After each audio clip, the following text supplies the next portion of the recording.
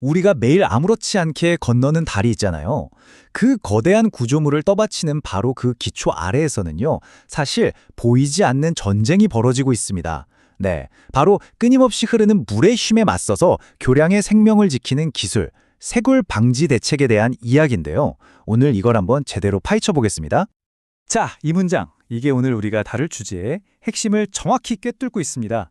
거대한 자연의 힘, 그리고 인간이 만든 구조물 사이에 어떤 근본적인 갈등이랄까요? 그 속에서 균형을 찾아야만 하는 공학의 숙명을 보여주는 거죠. 그럼 이 보이지 않는 위협의 정체가 과연 뭘까요? 첫 번째 섹션에서는 그 근본적인 문제부터 자세히 들여다보겠습니다. 바로 쇄골입니다. 좀 생소하게 들릴 수도 있는데요.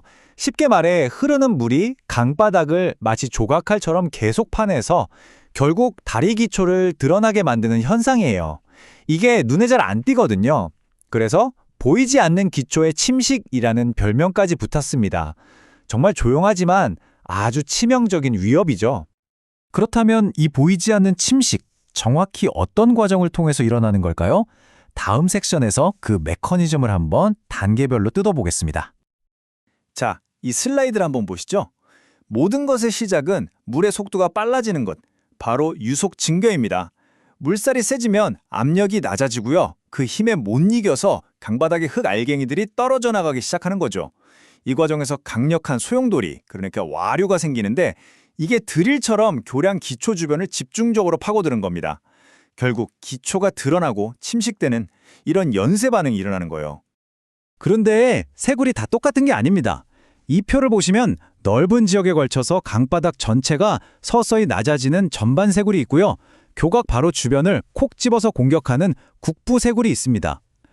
엔지니어들은 이 두 가지를 모두 더한 총 쇄골 값을 계산해야만 비로소 다리가 정말 안전한지 평가할 수 있게 됩니다. 그래서 엔지니어들이 이 쇄골이 얼마나 깊게 파일지를 예측하기 위해 사용하는 공식이 바로 이겁니다. 와, 보자마자 머리가 좀 아파오죠? 괜찮습니다. 지금부터 이 복잡한 공식이 사실 뭘 의미하는지 아주 쉽게 하나씩 풀어드릴게요. 자, 이 슬라이드가 핵심입니다. 공식의 각 기호가 뭘 뜻하는지 보여주는데요. YS는 우리가 알고 싶은 쇄골 깊이고요.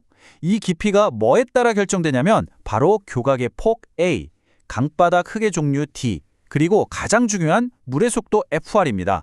그러니까 쉽게 말해서 교각이 넓고 흙 입자가 작고 물살이 빠를수록 쇄골이 훨씬 더 깊게 파인다는 걸 수학적으로 보여주는 거죠. 자, 지금까지 문제에 대해 알아봤으니까 이제 해결책으로 넘어가 봐야겠죠? 흐르는 물의 힘을 다스리기 위해서 공학자들이 사용하는 방패는 과연 무엇일까요? 이 문장이 모든 해결책의 기본 철학을 딱 보여줍니다. 생각해보세요. 물의 흐름을 무작정 막으려고 하면 더 큰 힘으로 밀어붙이거든요. 그래서 공학자들은 물과 정면으로 싸우는 대신 그 파괴적인 에너지를 여러 곳으로 안전하게 흩어놓는 그런 방식을 택하는 겁니다. 이게 바로 엔지니어들의 무기 목록이라고 할 수 있습니다. 가장 기본적으로는 돌을 깔아서 강바닥을 보호하는 사석공이 있고요. 돌을 채운 철망 주머니를 이용하는 돌망태, 그리고 콘크리트 블럭을 마치 카펫처럼 쫙 까는 콘크리트 매트 같은 다양한 공법들이 현장 조건에 딱 맞게 사용됩니다. 가장 흔하게 쓰는 두 가지 공법을 한번 비교해 볼까요? 사석공은 저렴하고 시공이 간편하다는 장점이 있지만 정말 강한 물살에는 돌이 떠내려갈 수도 있어요. 반면에 돌망태는 철망이 돌을 꽉 잡아주니까 더 안정적이고 유연하죠. 대신 초기 비용이 좀 더 들고요. 이처럼 엔지니어들은 항상 이런 장단점을 저울질해서 최적의 해결책을 찾아야 하는 겁니다. 하지만 이런 구조물을 설치했다고 해서 끝이 아닙니다. 쇄골 방지는요, 철저한 계획과 꾸준한 관리가 그야말로 생명입니다. 바로 이 숫자, 100년. 이게 바로 설계의 기준이 되는데요. 이게 무슨 뜻이냐면 모든 쇄골 방지 시설은 100년 빈도 홍수, 즉 매년 1% 확률로 발생할 수 있는 어마어마한 규모의 홍수를 견딜 수 있도록 설계되어야 한다는 의미입니다.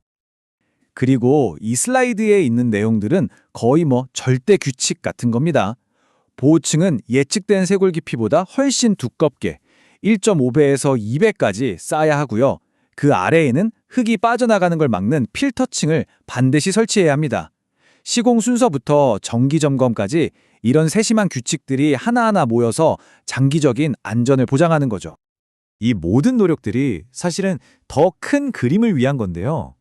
공학계에서는 이걸 AMS와 LCC라는 개념으로 설명합니다. AMS는 안전하고 믿을 수 있고 또 유지보수하기 좋아야 한다는 거고요. LCC는 다리의 전체 수명 동안 들어가는 총 비용을 따지는 겁니다. 즉, 지금 당장 돈이 조금 더 들더라도 수십 년간 고장 없이 안전하게 유지하는 게 결국 더 경제적이고 현명하다는 것. 이게 바로 현대공학의 핵심 관점입니다. 자, 이제 거의 다 왔습니다. 그럼 이 기술들이 실제로 어떻게 우리의 안전한 길을 지켜내고 있는지 실제 사례들을 통해 한번 확인해 보시죠. 바로 이 표에 그 증거가 다 나와 있죠. 경부고속선 낙동강다리, 바다 위를 시원하게 달리는 공항철도, 영종대교, 그리고 도심 지하를 통과하는 GTX 노선까지 우리가 늘 이용하는 핵심 교통망 곳곳에서 오늘 살펴본 바로 그 쇄골 방지 기술들이 실제로 적용되어서 보이지 않는 위험으로부터 우리의 안전을 든든하게 지켜주고 있는 겁니다. 자, 오늘 내용 정리해 볼까요? 첫 번째 핵심. 쇄골이라는 현상은 단순히 물이 새서 생기는 게 아니라 우리가 그걸 예측하고 대비하는 관리가 부족할 때 비로소 재앙이 된다는 겁니다. 선제적인 대응이 무엇보다 중요하다는 뜻이죠. 두 번째 핵심은요. 오늘 우리가 살펴본 사석공, 돌망태, 콘크리트 매트 같은 기술들은 그냥 돌 쌓는 게 아니라는 겁니다. 물의 흐름과 에너지를 과학적으로 제어해서 구조물의 심장 부인, 기초의 생명을 지키고 연장시키는 첨단 기술인 셈이죠. 그리고 마지막으로 어쩌면 가장 중요한 메시지일 수 있겠는데요. 최고의 하천공학은 거대한 자연의 힘에 맞서 싸우는 게 아니라 그 힘의 원리를 이해하고 조화롭게 함께 흘러가는 방법을 찾는 과학이라는 점입니다. 다음에 다리를 건너실 때 한번 상상해 보세요. 여러분의 발밑, 그 보이지 않는 깊은 곳에서 우리의 안전을 지키기 위해 또 어떤 놀라운 공학 기술들이 치열하게 작동하고 있을까요? 오늘 이야기가 주변 세상을 새로운 눈으로 보는 계기가 되었기를 바랍니다.